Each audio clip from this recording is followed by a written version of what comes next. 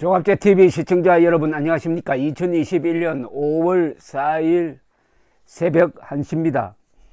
지금 이 순간에도 감옥에서 수감 생활을 하는 두 분이 계십니다. 이명박 대통령은 1941년생이니까 올해 만 80이죠. 그리고 박근혜 전 대통령은 1952년생이니까 69세입니다. 69, 그 다음에 80 더하면은 약 150세입니다. 150년의 인생을 감옥에 가두어 놓고 있는 이 문재인 정권이 1년도 채 남지 않았습니다. 1년 정도 남았습니다. 1년에서 5일이 빠지네요. 내년 그러니까 2020년 5월 9일에 끝납니다. 3월 9일에 선거가 있습니다. 모래시계처럼 권력의 누수가 매일 이 순간에도 벌어지고 있습니다. 제가 이렇게 제창을 했습니다. 2022년 3월 9일은 쓰레기통 버리는 날이다. 쓰레기 대청소하는 날이다.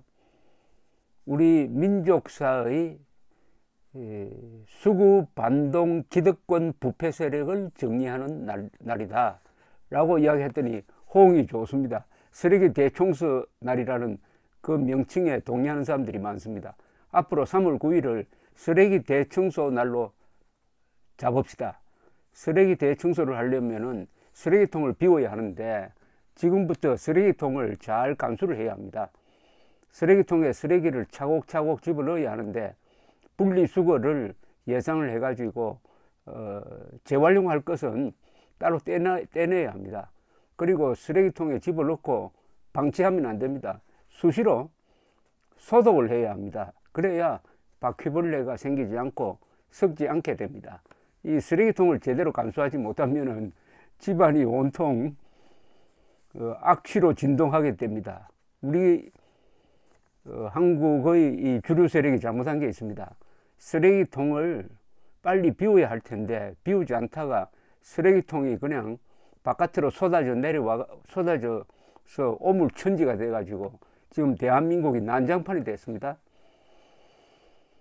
그런데 이 쓰레기란 말을 저는 쓰기 싫어했습니다. 인간 집단을 상대로 쓰레기라고 하면 안 되죠. 그런데 이 문재인 정권이 대한민국 건설 세력을 쓰레기 집단이라고 표현하면서 그것을 한자로 적폐라고 했어요. 그리고 적폐청산이라고 했습니다. 어떤 인간 집단을 청산하면은 어떻게 됩니까? 유혈이 낭자하게 되죠. 인간을 어떻게 청산합니까? 인간을 청산하겠다는 자는 그것은 공산주의자 아니면은 그런 이야기 못 합니다. 숙청이 공산주의자들이 만들어낸 좋은 말이죠. 말은 참 깨끗하게 하는 거니까 좋은 말인데 스탈린이 숙청해가지고 수천만 명을 죽였지 않습니까? 북한에서도 숙청으로 아마 수백만을 죽였을 겁니다. 숙청 무시무시한 말입니다. 인간 집단, 어떤 계층, 어떤 세력을 숙청하겠다고 하는 자는 숙청되어야 합니다. 똑같이 정리되어야 합니다. 그래서 방어적 차원에서 저도 쓰레기 청소하자는 말을 하게 되었는데 가장 비근한 예로 지금 더불어민주당의 원내대표 윤호중이라는 사람은 사람을 쓰레기로 보는 사람입니다. 유세 때 오세훈 씨를 쓰레기라고 인간 쓰레기라고 그랬어요. 인간 쓰레기라고 그러면서 분리수거 잘 하자고 했던 사람입니다. 그런데 4월 7일 우리 국민이 분리수거한 것은 바로 민주당입니다. 민주당을 쓰레기통에 집어넣고 이제 버릴 날만 기다리고 있습니다. 4월 7일 입고시킨 쓰레기를 내년 3월 9일에 쓰레기장에 버려버려야 됩니다. 이 쓰레기라는 말이 남북 간에도 오가고 있습니다. 북한이 우리를 공격할 때 쓰레기라는 말을 많이 씁니다. 쓰레기. 오늘 보니까 박선영 전 국회의원, 물망초 이사장, 국군포로 송환 운동을 열심히 벌리고 계시는 박선영 전 의원이 오늘 페이스북을 올렸는데 페이스북 글이 또 쓰레기입니다. 쓰레기 같은 것들의 망동이라고 되어 있어요. 이걸 짤막한데 좀 읽어드리면서 새삼 여러분들에게 내년 3월 9일 이제 얼마 남지 않았습니다. D-310일쯤 되겠네요. D-310 D-310 쓰레기 대청소 날 D-310이라는 것을 기억하십시오.